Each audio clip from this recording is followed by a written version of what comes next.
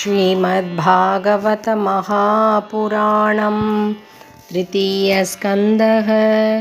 अथ सप्तदशोऽध्यायः। மூன்றாவது ஸ்கந்தம் 17வது அத்தியாயம்.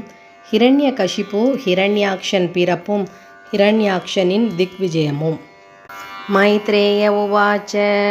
நிஷம்யாத்மபுவாகீதம் காரணம் சங்கயோஜிதாः ततः सर्वे न्यवर्तन्त त्रिदिवाय दिवौकसः दितिस्तु भर्तुरादेशात् अपत्यपरिशङ्किनी पूर्णे वर्षसते साध्वी पुत्रौ प्रसूशुवेयमौ उत्पाता बहवस्तत्र निपेतुर्जायमानयोः दिवि भुवि अन्तरिक्षे च लोकस्योरुभयावहाः सहाचला भुवश्चेलुः दिशः सर्वा प्रज्वलुः सोल्काश्च अशनयः पेतुः केतवश्च आर्तिहेतवः ववौ वायुसुदुस्पर्शः भूत्काराणीरयन्मुहुः उन्मूलयन्नगपतीन् वात्यानीकोरजोत्वजः उद्धसत्तडितं बोध घटयानष्टभागने व्योम्नि प्रविष्टतमसा न स्म व्यादृश्यते पदं शुक्रोशविमनावाधिरुधोर्मेक्षुभितोदरः सोदपानाश्च सरितश्चुक्षुभुश्चुष्कपङ्कजाः मुहुः परिधयो भुवन् सराहो शशिसूर्ययोः निर्गातारतनिर्ह्रादा विवरेभ्यः प्रजज्ञिरे अन्तर्ग्रामेषु मुखदो ममन्त्यो वह्निमुल्बनं सृगालोलुकडङ्कारैः प्रणेदुरशिवं शिवाः सङ्गीतवद्रोदनवद् उन्नमय्य शिरोधरां यमुञ्चन् विविधा वाचो रामसिंहास्ततस्ततः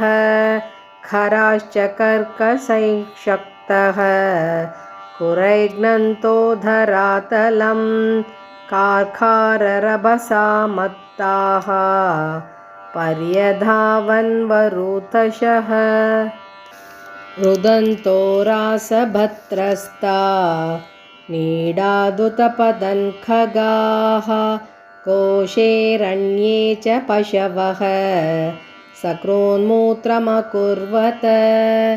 गावो अत्र सन्नसृग्दोहास्तोयताः पूयवर्षिणः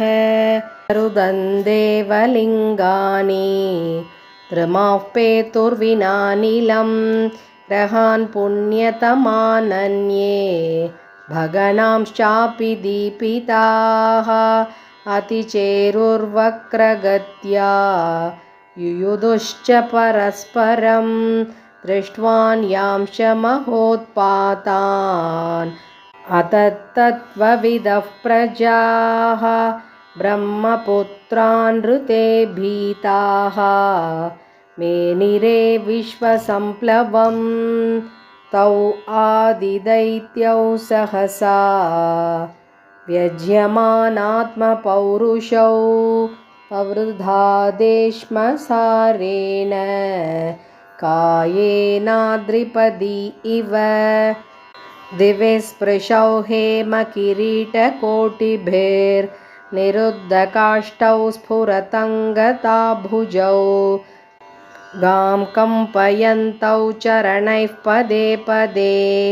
कट्यासु काञ्च्यार्कमतीत्यतस्थतुः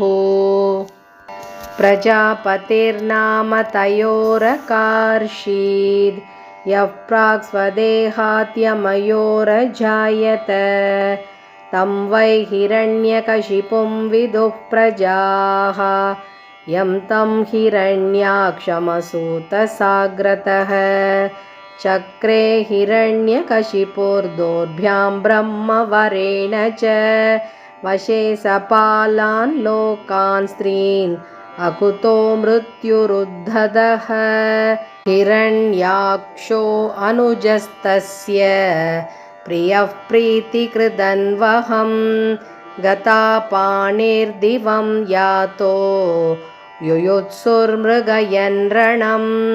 तं वीक्ष्य दुःसहजवं रणत्काञ्चननूपुरं